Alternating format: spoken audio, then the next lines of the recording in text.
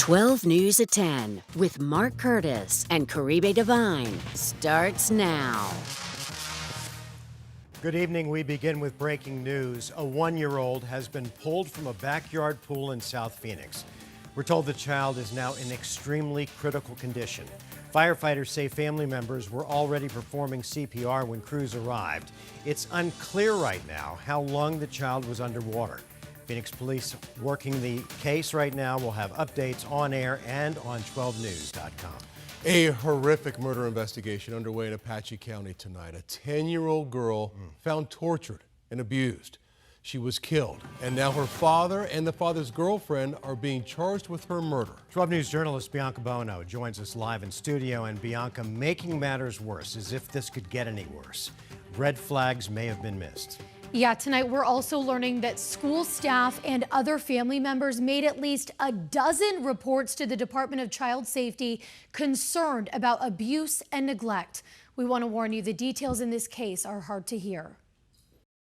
She had this infectious laughter and her kindness. Damon Hawkins is talking about his 10-year-old niece, Rebecca Baptiste. You would never catch her without that smile from ear to ear. You know, she was just a happy little girl. But an Apache County Sheriff's Office report revealing the horror she faced before she died. On the afternoon of July 27th, Holbrook police officers responded to the intersection of Highway 177 and 180, finding Rebecca unresponsive. She had severe injuries, and after first being taken to the Little Colorado Medical Center, she was flown to Phoenix Children's Hospital, and she died on July 30th. Search warrants led investigators to her father, Richard Baptiste, and his girlfriend, Anicia Woods, who were arrested and charged with first-degree murder and child abuse. Prosecutors say there were signs of physical and sexual abuse and torture. It's one of those things that you only hear about this in a documentary. It's a horror story. To actually live it, it just doesn't make sense. Making this harder to comprehend for Hawkins is the fact that he said he reported allegations of abuse to DCS a year ago. The stuff we called her a year ago was actually sexual abuse allegations that were being said by Rebecca and other people. And he wasn't alone. According to Empower College Prep, where Rebecca went to school up until recently, staff there reported concerns of suspected abuse and neglect 12 times in the past year to DCS, saying they were told that DCS assigned an investigator to the case on at least 4 separate occasions. They firmly believe Rebecca's death could have been prevented, demanding accountability from the state. They just swept it under the rug, and none of this would have happened if they intervened and did what they were supposed to do. In a statement, a DCS spokesperson said in part, the department's safety analysis review team will be conducting a thorough review of this case. The goal is to identify and understand any systemic barriers that may have influenced the outcome. Adding, we cannot predict the future and must operate within the boundaries of our legal authority. Start holding these adults accountable for their actions, whether it's the parents or it's the system.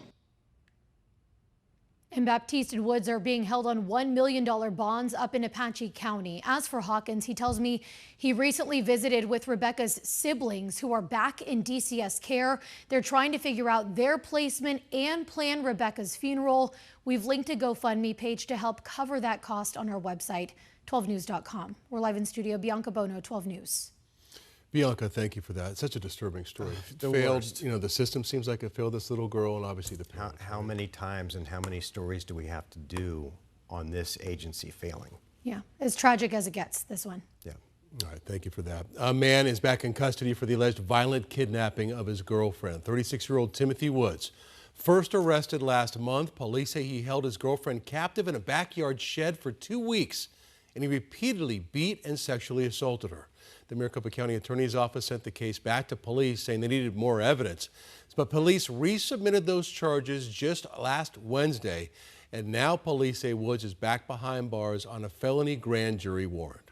There are new evacuation orders in place tonight in Gila County for a wildfire that's been burning for almost a month. If you're watching us right now from the Murphy Ranch area, you are under a go evacuation order. This is all due to the Billy Fire burning northeast of Roosevelt Lake.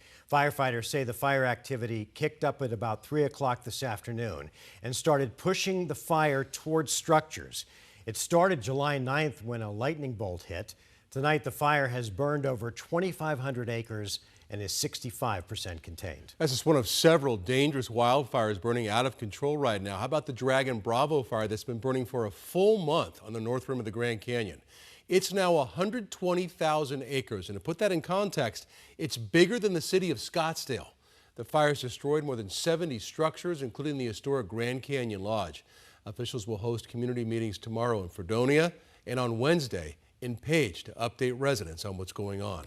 And when you talk about tough firefighting conditions, this extreme heat is not helping. And meteorologist Lindsay Riley joins us. And Linz, as if it's not hot enough, we have to break records this week. Yeah, it's going to be one of the hottest weeks of the year. Not only are we setting daily records by Wednesday and Thursday, we are setting monthly records. We're talking about the hottest August temperature ever, peaking at 118 by Thursday afternoon. So here's what we're up against this week.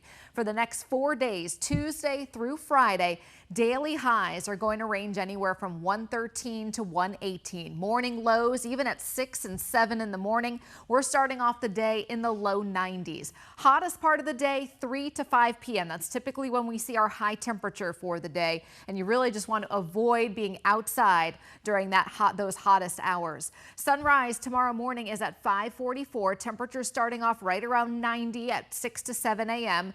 By 9 a.m., it's already 97 degrees. There are no threat for showers or storms in the valley this week. It is all about the heat. Wednesday, tying the hottest August temperature ever at 117. Thursday, we beat the monthly record and we beat the daily record by 6 degrees.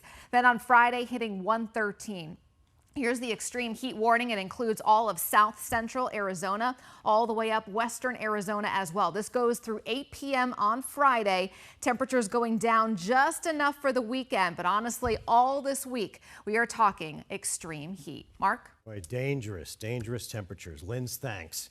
In less than 24 hours, people living in Santan Valley will make a huge decision about the future of their community.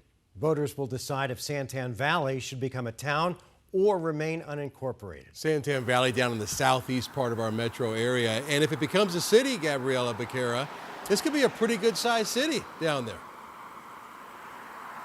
That's right, Mark, Troy. If Santan Valley votes in favor tomorrow, it would become one of the largest areas by population to become incorporated in Arizona history. But any service changes to this area would not happen right away. Santan Valley, a growing community with a population of over 100,000 people, is the largest unincorporated area in Arizona. Everywhere I look, there's a new neighborhood going up. But a proposition to change that is now in the hands of voters. I am voting for incorporation. A vote yes on Prop 495 would make Santan Valley a town, giving the community the ability to make big changes, creating a town council and implementing its own services. It's really nothing new to us to see an area grow so big that they either decide to incorporate, and then usually after many years, 10, 20 years, they are able to then start to build the funds to, if they decide to build their own fire department. Rural Metro Fire provides service to all of Santan Valley, and Public Information Officer Sean Gillen tells me the election's outcome won't change that. If the vote for incorporation does pass, really nothing will change. The services will remain exactly the same. As an unincorporated area, each homeowner, business owner, and HOA has the option to pay out of pocket for a rural metro membership, much like insurance. Gillen says a town has the option to enter into a master contract that pays for fire services through other funding sources, such as a state shared revenue or taxes. Anybody within those town boundaries would get those services, and there would be no fee for service type of stuff. But services like road maintenance and police enforcement would be created more immediately and are expected to cost millions of dollars. None of the early voters I spoke with were against becoming a town, but some residents did raise concerns at a prior meeting. We're adding bureaucracy. Taxes are going to go up. There is no doubt. Those voting in favor tell me Santan Valley is ready to stand on its own. To actually incorporate and actually get some of the resources and some of the help that we need in this area, rather than relying on the neighboring cities and towns to provide for us almost. And if the vote passes tomorrow, Santan Valley would officially become a town next July. Polls open at 6 o'clock tomorrow morning. All ballots need to be returned to either by mail or to a drop-box location by 7 o'clock tomorrow night. We have a list of those drop-box locations on 12news.com. In Santan Valley, Gabriela Becerra, 12 News. Thank you, Gabby. Still